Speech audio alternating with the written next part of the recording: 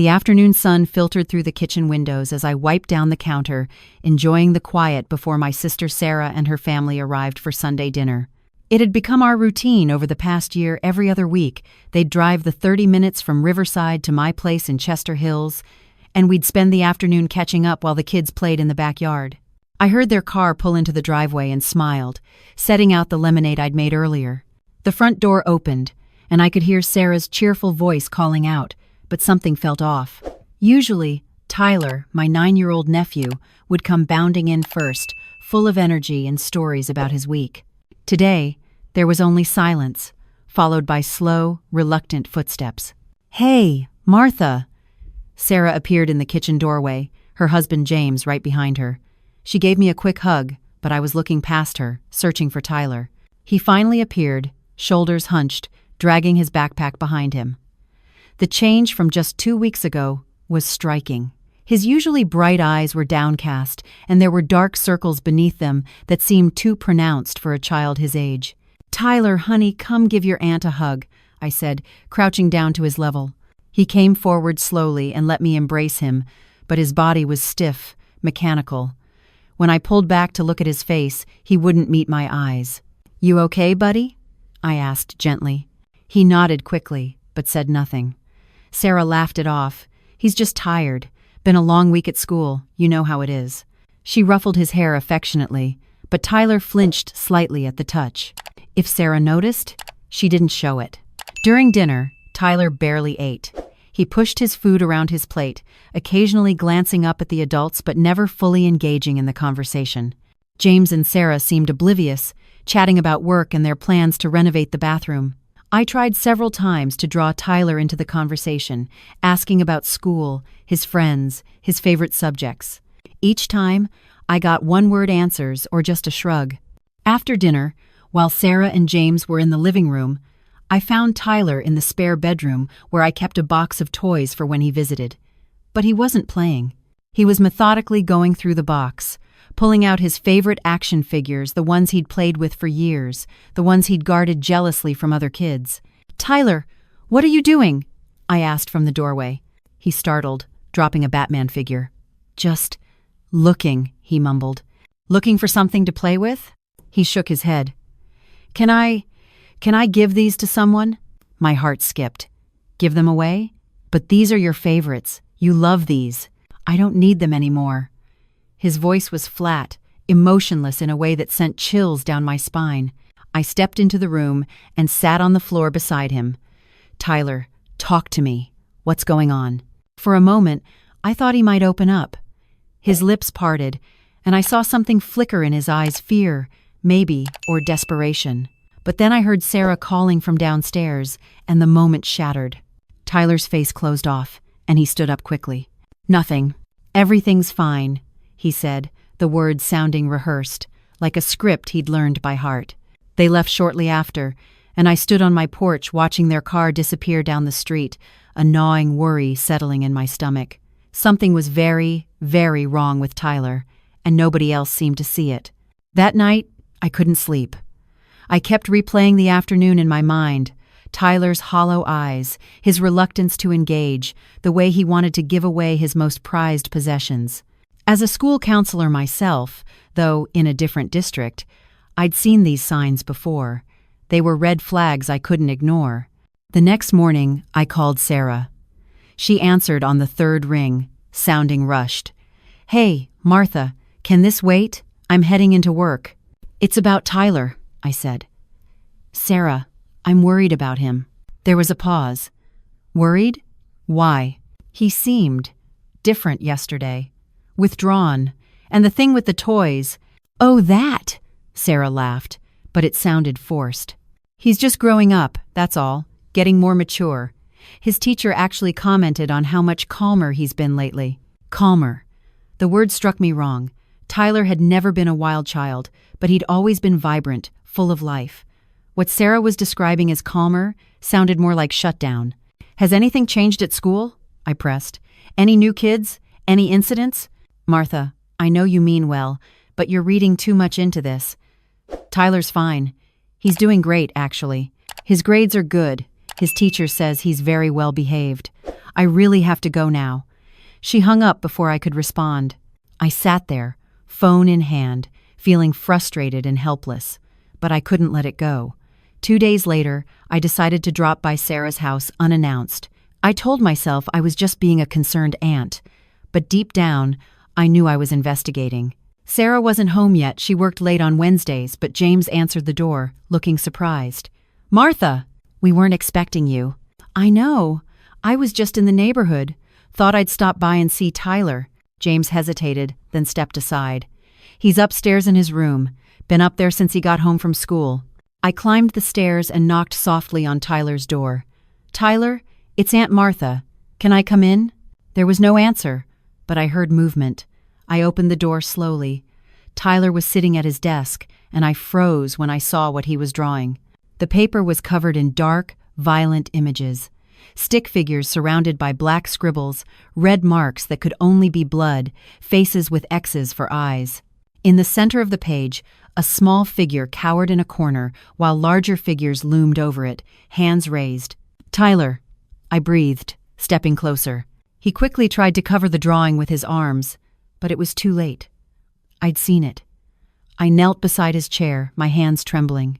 "Honey, who are these people?" I asked gently, pointing to the larger figures. His eyes filled with tears. "Nobody," he whispered, "just from my imagination." "Tyler, please, you can tell me. I promise I'll help." The tears spilled over, streaming down his cheeks. "You can't help," he choked out. "Nobody can. They said if I tell, it'll get worse." My blood ran cold. "Who said that? Tyler, who are you talking about?" But he just shook his head violently, grabbing the drawing and crumpling it up. "Please, Aunt Martha, just go. Please." I wanted to press harder, but I could see the panic in his eyes. Pushing now would only shut him down completely. Instead, I said, "Okay. But Tyler, I want you to know something. No matter what anyone told you, it's never wrong to ask for help. And I'm always here, always ready to listen, anytime, day or night." I left my phone number written on a Post-it note on his nightstand, though I knew he already had it. As I went back downstairs, I casually asked James, "How's Tyler been doing at school lately?" James looked up from his laptop. "Fine, I think." "Why?" "Just wondering. He seems quiet." "Well, you know how kids are. He's probably just focused on his schoolwork." James turned back to his screen, clearly not concerned. I left feeling more worried than ever. That night, I did something I wasn't sure was right, but I felt I had no choice. I called the school, Riverside Elementary, and asked to speak with Tyler's teacher, Mrs. Patterson. "Oh, yes, Tyler Henderson," Mrs. Patterson said when I identified myself as his aunt. "Lovely boy, very quiet, very well behaved. Has he had any problems? Any incidents with other students?" There was a long pause. "Why do you ask?" "I've noticed some concerning behavior. Withdrawal, dark drawings." "I'm sure it's nothing to worry about." Mrs. Patterson cut me off, her tone suddenly cooler. "Tyler is doing just fine here. He's adjusted very well." "Adjusted? Adjusted to what?" Another pause. I really shouldn't discuss this without his parents present. "I am his family," I insisted. "Please, if something is happening—" "Nothing is happening, Miss Henderson. Tyler is fine. Now, if you'll excuse me, I have a class to teach." She hung up. The evasiveness only deepened my suspicion. Something was happening at that school, and they were covering it up. Over the next week, I became somewhat obsessed. I drove past Riverside Elementary during pickup time, watching from my car as students poured out. I didn't see Tyler. Sarah usually picked him up later from the after-school program. But I watched the dynamics, the groups of kids, looking for anything that might give me a clue. Then, on Friday, my phone rang at 3:47 p.m. It was Tyler. "Aunt Martha?" His voice was so small, so broken. Can you come get me?" "Where are you? What's wrong?" "I'm at school. In the bathroom. I can't. I don't want to go home. I don't want to be here. His voice cracked, and I heard him crying. "I'm coming right now. Stay on the phone with me, okay? Don't hang up." I grabbed my keys and ran to my car, my heart pounding. "Tyler, are you hurt?" "I'm okay." he said, but he didn't sound okay. But Aunt Martha, I can't do this anymore. I can't. Those words, I can't do this anymore, echoed with a finality that terrified me. I'd heard them before, in my work, from students who'd reached their breaking point. Listen to me very carefully, I said, keeping my voice steady despite my panic. You can do this. You're so strong, Tyler. I'm going to be there in 15 minutes, and we're going to figure this out together. Just hold on for me, okay? Okay, he whispered. I made it to Riverside Elementary in 12 minutes. I parked haphazardly and ran into the building, heading straight for the boys' bathroom Tyler had mentioned. I pushed the door open, protocol be damned, and found him sitting on the floor in the corner, knees pulled to his chest, my phone still clutched in his hand. Tyler, I breathed, rushing to him. I gathered him into my arms, and he clung to me, sobbing into my shoulder. His whole body shook with the force of his crying, and I felt my own tears starting to fall. It's okay, I murmured, stroking his hair. It's okay. I've got you. You're safe now. We sat there for several minutes until his sobs began to subside. Then, gently, I pulled back to look at his face. Tyler, you have to tell me what's happening. I can't help if I don't know. He took a shaky breath. There are these boys, Brandon Murphy and his friends. They hurt me, Aunt Martha, every day. They push me, they hit me, they take my lunch money, they corner me in the bathroom, and... His voice broke again. And I told Mrs. Patterson. I told her, but she said I was probably exaggerating, that boys just play rough sometimes. She told me to be tougher. Rage flooded through me. She said, what? And when I kept complaining, she sent me to Principal Hewitt. He said, if I kept making accusations about Brandon, I'd be the one in trouble because Brandon's family is important to the school. His dad is on the school board. I felt my hands curl into fists. This was worse than I'd imagined. This wasn't just bullying being ignored, it was being actively covered up. How long has this been going on? Since October. 5 months. For 5 months, my nephew had been suffering, and the adults who were supposed to protect him had failed him. Tyler, why didn't you tell your mom and dad? I tried, he said miserably. But Mom said maybe I was being too sensitive, and Dad said I needed to stand up for myself. And then at school they said if I kept telling people, it would just make things worse. So I stopped trying. My heart broke. This sweet, gentle child had been systematically silenced by every adult in his life. Tyler, listen to me. You did nothing wrong. Nothing. What's happening to you is not okay, and we're going to stop it. Right now. But Aunt Martha, you can't. Watch me. I took Tyler's hand and marched straight to the principal's office. The secretary tried to tell me Principal Hewitt was busy, but I walked past her and opened his door. Principal Hewitt looked up, startled and annoyed. Excuse me, you can't just... I'm Tyler Henderson's aunt, and we need to talk. Now. He glanced at Tyler, and I saw something flicker in his eyes, recognition, and what might have been guilt. Perhaps we should schedule. No. We're talking now. Tyler has reported being bullied for months, and you've done nothing. In fact, you've threatened him for speaking up. I don't know what he's told you, but he told me the truth. I pulled out my phone, and I've documented everything. The drawings, the conversations, the dates and times. If you don't take immediate action, I'm going to the superintendent, the school board, and the media. Am I making myself clear? Principal Hewitt's face reddened. Miss Henderson, you need to understand that these situations are complex. The Murphy family, I don't care about the Murphy family's donations or influence. I care about my nephew's safety. And if you can't guarantee that, then you're failing at your job. We stared at each other for a long moment. Finally, he sighed. Fine. I'll look into it. No. You'll act on it, today, right now, and I'm going to be checking. I called Sarah from the car. She was angry at first, angry that I'd pulled Tyler from school, angry that I was interfering. But when I explained everything, when I told her about the drawings and the phone call and what Tyler had told me, her anger transformed into something else. Horror, guilt, rage. I'll be there in 20 minutes, she said, her voice tight. I'm leaving work right now. Sarah arrived at my house looking stricken. Tyler was in the living room, and when he saw his mother, he broke down again.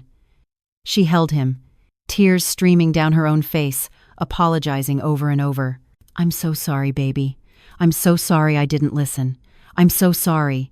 Later, after Tyler had exhausted himself and fallen asleep on my couch, Sarah and I sat at the kitchen table. "I failed him," she said, her voice hollow. "He tried to tell me, and I brushed it off. I told him he was being too sensitive. What kind of mother does that?" "You're human," I said, though I was still angry. "You made a mistake, but now we fix it." "How? How do we fix this?" "We fight. We make sure the school takes this seriously. We get Tyler help, real help, with a therapist who understands trauma. And we make sure this never happens to another kid." Sarah nodded, wiping her eyes. "I'm withdrawing him from that school." "Good. But that's not enough. That principal, that teacher, they need to be held accountable." Over the next few days, Sarah and James were like different people. They filed formal complaints with the school district. They reported the incidents to the police, documenting everything as assault, which is what it was. They found Tyler, a therapist who specialized in childhood trauma and bullying. But the school fought back. Principal Hewitt claimed there was no evidence of systematic bullying. Mrs. Patterson said she'd never dismissed Tyler's complaints. Brandon Murphy's parents threatened legal action for defamation. I knew we needed more, so I did something I never thought I'd do. I reached out to other parents at Riverside Elementary. I sent careful, factual emails through the parent directory, asking if anyone else had experienced similar issues. The responses shocked me. Within 48 hours, I'd heard from 7 other families, 7 other children who'd been bullied, whose complaints had been dismissed, who'd been told to stay quiet. The pattern was clear. Anytime the bully was from an influential family, the school administration looked the other way. We organized. The 8 families met at my house, sharing stories, comparing notes.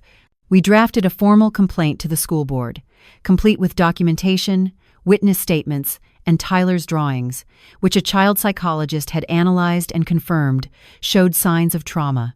The school board meeting was packed. Local news crews showed up after one of the parents tipped them off.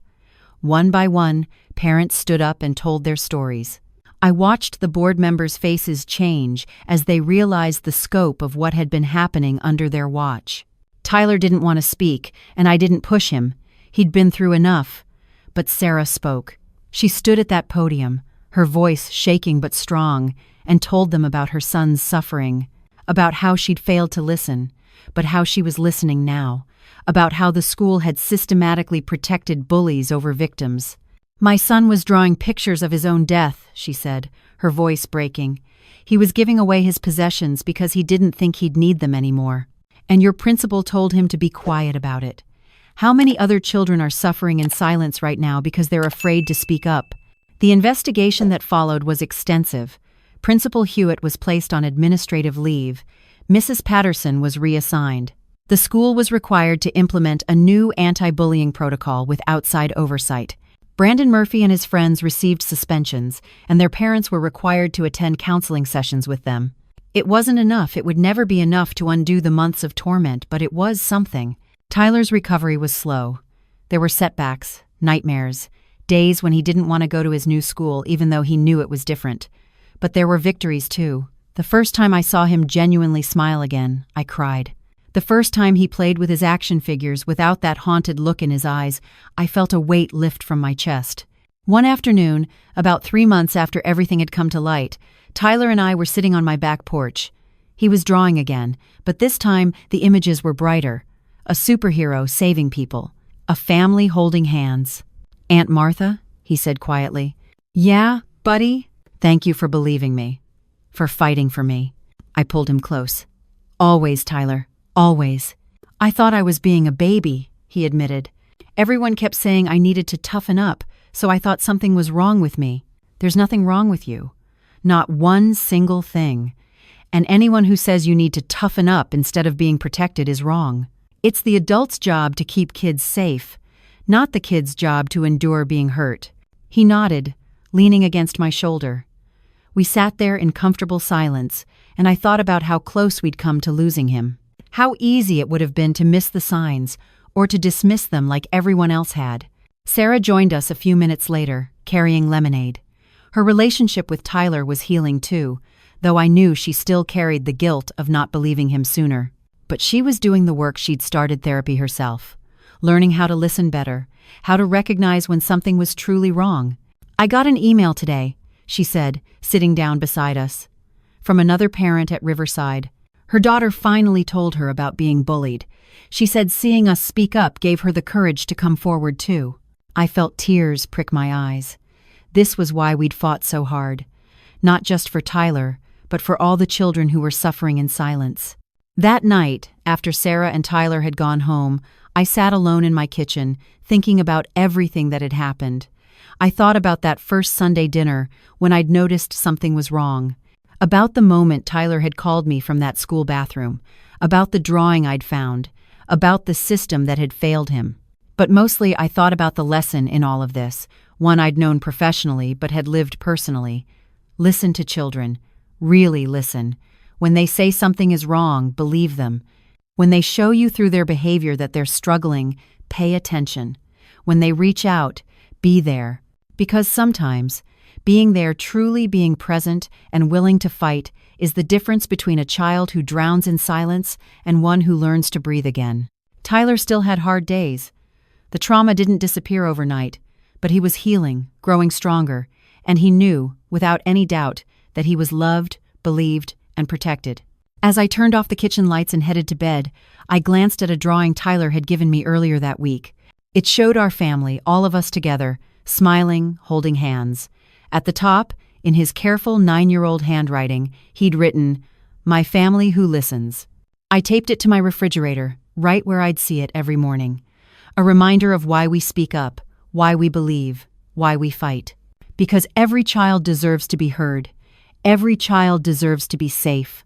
And sometimes, it takes just one person who's willing to listen, who's willing to act, who's willing to say, "I believe you, and we're going to fix this."